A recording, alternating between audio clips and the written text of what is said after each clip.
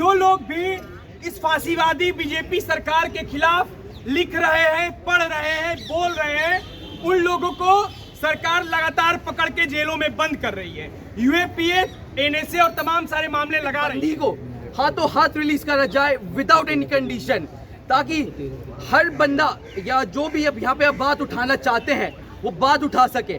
हम देख रहे हैं राष्ट्रद्रोह का कानून है, सेडिशन है, अफस्पा है, ये ऐसे कानून है जो एक समय अंग्रेज सरकारों ने बनाया था देश को गुलाम रखने के लिए, और आज आज़ाद हिंद में भी इन कानूनों का प्रयोग किया जा रहा है देश को चुप करवाने। बहुत जल्द आएंगे, हमारी संख्या भले कम हो सकती है, हम लोग कम हो सकते हैं, लेकिन जुल्म तुम्हारा ज्यादा दिन नहीं चलेगा। ये जुल्म अगर बढ़ेगा तो जरूर एक दिन रिहाई के लिए ज्यादा आवाज उठाएं, लोगों तक इस पैगाम को पहुंचाएं कि उनकी कंडीशन क्या है, उन्हें वो ताकि वो जल्द से जल्द रिहा हो। याद होगा कि उत्तर प्रदेश में किस तरीके से एक पत्रकार जो सोनभद्र में रिपोर्टिंग करने गया था, और वहां जो सरकारी स्कूल है, मिड डे मील में जब नमक और चावल बच्चों को परोसा जा रहा था, जब उसकी बात उस पत्रकार ने मीडिया में डाला, मेन स्ट्रीम मीडिया में लाया, तो उस पे योगी सरकार यूएपीए लगा के उसको जेल में डालती है। आप लोग भी, तमाम सारे लोग पत्रकार हैं, क्या इस देश में किसी घटना की रिपोर्टिंग करना अपराध है क्या? क्या इस देश में क्या लोकतंत्र नहीं है क्या? ये तमाम सारे सवाल है। एक लंबी लिस्ट है।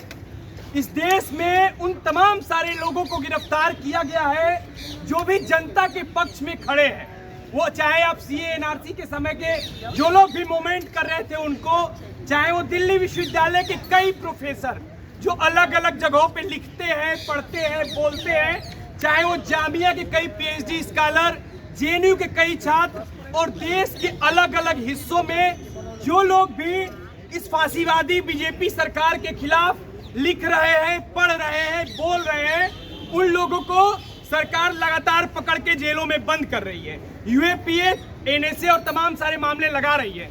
लेकिन आप यही देखिए कि दूसरी तरफ जो लोग गुजरात के दंगाई है, जो गुजरात के रेपिस्ट है, जो बिल्किस बानो के साथ अत्याचार, बलात्कार किए, उन रेपिस्टों को बीजेपी सरकार छोड़ती है और उनका फूल मालों से स्वागत करती है। दूसरी चीज, कठुआ में जो बलात्कार हुआ, कठुआ के बलात्कारियों को यही बीजेपी आरएसएस की सरकार सम्मानित करती है। आपको याद होगा यहाँ पे बहुत सारे पुलिस के भी लोग खड़े हैं, प्रशासन के भी लोग खड़े हैं। आपको याद होगा वो एसपी, वो एसआई जो कि दंगा शांत कराने गए थे, यही आरएसएस के लोग उनका मर्डर किए। उस एसआई के मर्डरर को आरएसएस में अच्छा पद दिया जाता है, जिला का प्रमुख बनाया जाता है।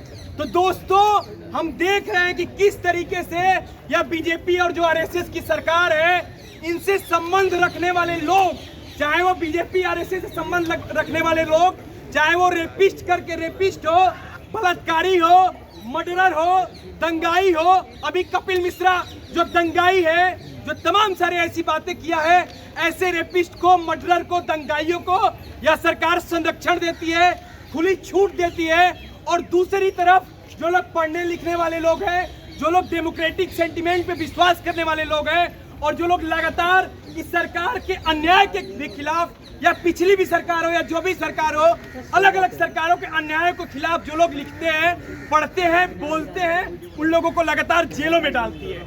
आज हम साथी अतीकुर रहमान की रिहाई को लेके हम लोग यहाँ जंतर मंतर पे इकट्ठा हुए हैं। अभी हमने पिछले समय देखा कि जीएन साईं बाबा के केस में एक साथी थे, वो किस तरीके से उनको मेडिकल ट्रीटमेंट भी नहीं मिला और वो डेथ कर जाते हैं, वो शहीद हो जाते हैं। तो दोस्तों, हमें देखना होगा कि किस तरीके से यह सरकार अलग अलग लोगों को जेलों में डाल के टॉर्चर कर रही है, जेलों में डाल के मार रही है। तो हम अतीकुर रहमान की रिहाई के लिए, सशक्त रिहाई के लिए हम लोग आज जंतर मंतर पे इकट्ठा हुए हैं। हम अपनी ये पब्लिक मीटिंग चलाएंगे और हम उनकी रिहाई के लिए मांग कर रहे हैं।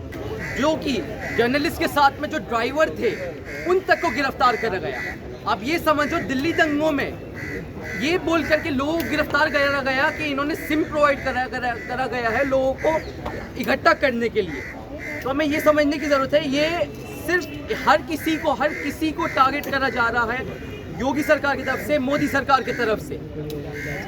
अभी के टाइम पे आपको फादर स्टैन स्वामी जिनकी कस्टडियल मर्डर हुआ था, वो पैरालाइज से, उनको सुविधा प्रोवाइड नहीं करी गई। उनको सिपर, पानी पीने के लिए एक सिपर की ज़रूरत थी, उनको सिपर के लिए कोर्ट जाना पड़ा और कोर्ट ने भी उनको रिजेक्ट कर दिया।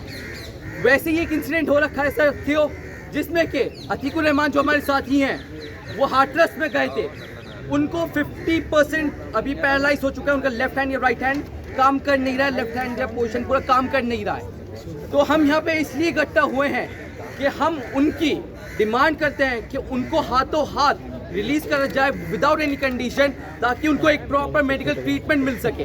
साथ ही साथ हम डिमांड करते हैं जो कि जितने भी बंदी हैं, चाहे वो आप उमर खालिद से लेके हाथरस के इंसिडेंट से लेके या अभी अग्निवीर, जो लोग, अगर आपको पता नहीं होगा तो अग्निवीर में अगर आप देखोगे अग्निवीर प्रोटेस्ट एकदम से उठा, इतने बड़े तादाद पे प्रोटेस्ट हुआ, वो एक दिन में उसको सप्रेस कर दिया। आप जाके देखो हर जिले में यूपी में, बिहार में 50-50, 60-60 लोगों को अंदर रखा गया है जेल में। हम डिमांड करते हैं इस जगह से हर उस राजनीतिक बंदी को हाथों हाथ रिलीज करा जाए विदाउट एनी कंडीशन, ताकि हर बंदा या जो भी अब यहाँ पे बात उठाना चाहते हैं वो बात उठा सके।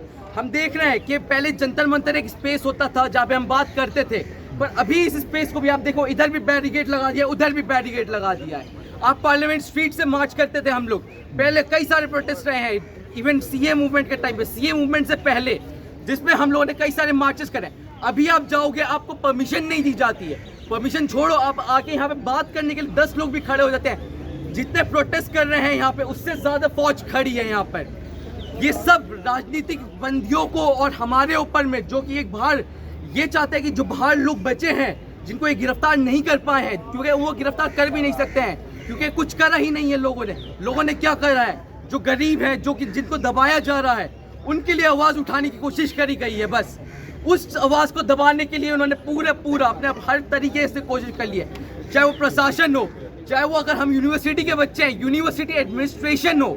अब जामिया में अभी रिसेंटली एक केस आया, सफूरा जरगार, जिससे आप सब लोग वाकिफ होंगे, जो कि एक प्रेग्नेंट महिला थी, उनको गिरफ्तार करा गया था यूएपीए में, ठीक है, उनको बेल मिली ऑन ह्यूमैनिटेरियन ग्राउंड, उनको डी रजिस्टर कर दिया गया, उनकी एमफिल रोक दी गई जामिया मिल्लत इस्लामिया के एडमिनिस्ट्रेशन की तरफ से।